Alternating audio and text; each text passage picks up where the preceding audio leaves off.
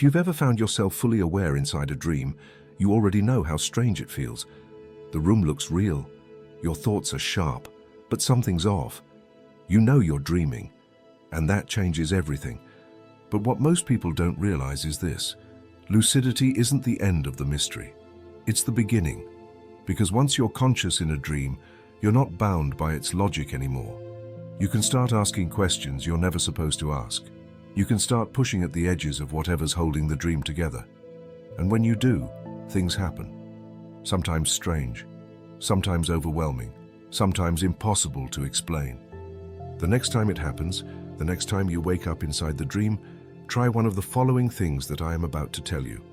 But be ready. Nothing behaves the way you expect once you start pulling at the fabric. 1. Say out loud, "Show me what I'm not supposed to see." There's a moment in lucid dreaming when you realize the scene around you is responding to your thoughts. Change comes easy until you ask for what's hidden. Try saying this phrase: "Show me what I'm not supposed to see." You might not get an answer. You might wake up instantly. Or the dream might shift in a way that doesn't feel like you caused it. What happens next often depends on your emotional state. If there's fear, the scene might distort. Familiar faces may go blank or glitch. Rooms might collapse, or time might stop altogether. For some, everything goes black, as if something pulled the plug. But in rare cases, the dream continues, but it feels different, heavier, as if you're being observed, not just dreaming. Asking to see what's hidden forces the dream to reveal its scaffolding. And when you do that, you're not just observing a dream, you're pushing against something that might be observing you back. 2. Stare into a mirror until it changes.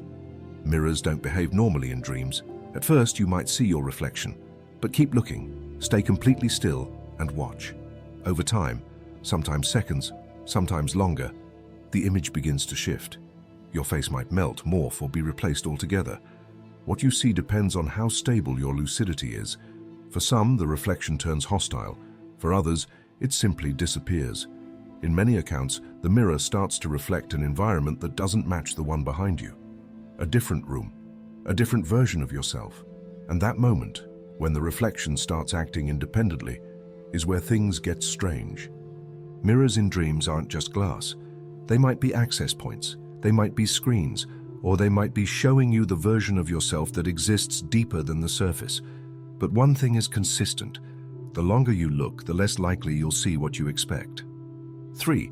Ask a dream character, "What is this place really?" Dream characters often feel real. They talk like people, they react. But once you realize you're dreaming, try asking one a direct question. What is this place really? Not where, what. Watch their face. Notice if their expression changes. Many will avoid the question. Some will disappear. Others might tell you something that feels too coherent for a dream. There are documented experiences where dream characters respond with warnings. Some deflect the question with nonsense. Others provide precise, unsettling answers, things you don't understand but can't forget. And then there are the ones who look afraid, not of you but of something else hearing the question. It's not clear whether dream characters are projections of your mind or something more. But when you ask questions like this, their behavior often changes in ways that suggest they were playing along, until you stop playing. 4. Try to fly straight up, as far as you can go. Flying is one of the most common lucid dream experiences, but most people stay near the ground, exploring from above. Next time, fly straight up, past the buildings, past the clouds. Keep going, even when everything below fades away. Eventually, many report hitting a barrier, not physical but perceptual. The dream becomes unstable. Some say the sky turns black. Others say they exit the dream altogether and enter a different space, one that doesn't feel like sleep. You might lose your body or forget you're dreaming, or see things you can't place in any known memory. Flying vertically pushes against the vertical limits of the dream layer. It's not about escape. It's about testing how high your awareness is allowed to go. And sometimes, what's up there isn't made for you. 5. Look at your hands, then look away, then look again. In dreams, your hands rarely stay consistent. If you look at them once, they might seem normal, but look away then back, and something changes. Fingers multiply, details blur, sometimes they vanish altogether.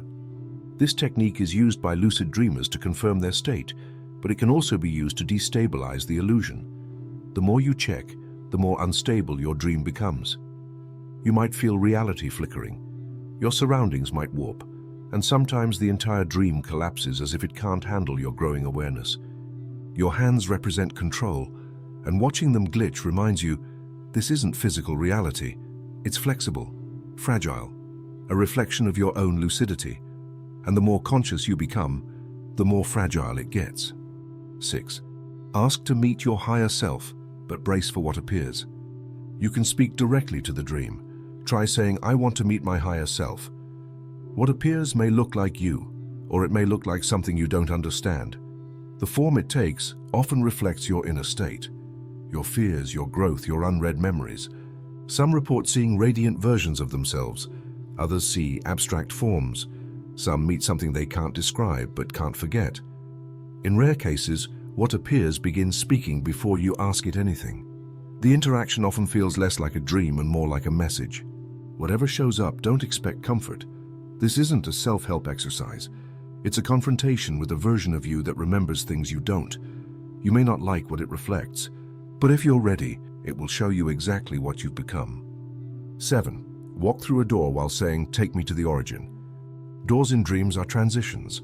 You can use them to move between places, but if you walk through one with clear intention, like saying, "Take me to the origin," the result can be unexpected. The door might vanish, or transport you somewhere that feels older, quieter, and more real than the rest of the dream. Where it takes you depends on what you're capable of processing. Some arrive in empty landscapes, others find themselves in strange structures, repeating loops, or confronting symbolic memories they've never seen before. It doesn't always feel like dreaming. It feels like accessing something stored. This phrase, the origin, isn't just poetic. In dream logic, it acts like a code, one that directs you not to a place, but to a route, something your mind usually avoids. The door will open, but the question is, are you ready to step through? 8. Try to wake up without waking up. This one is harder than it sounds. You try to wake up once, but you don't. Instead, you wake into another dream, then another, and another. And each time, something feels slightly off. The room layout is wrong. The light is strange. Your body doesn't respond correctly. Dream researchers refer to this as a false awakening loop. It's disorienting. You start to question if you'll ever wake up properly. But what's interesting is what happens the longer you stay inside it. Some say they lose track of which version is the original. Others start accessing memories they don't recognize as their own. Trying to wake up inside a dream doesn't break the dream. It fractures it. And sometimes the version you wake into feels more stable than the one you started in, until you find out it's not. 9. Scream without using your mouth. Focus entirely on the feeling of screaming, not with your voice, but with your awareness. You'll know you're doing it right when the dream doesn't react immediately. But then, something might. Not from within the dream, from outside it. This technique is used to test if there's a presence monitoring the dream space. Not everyone gets a response, but those who do often describe hearing something answer back.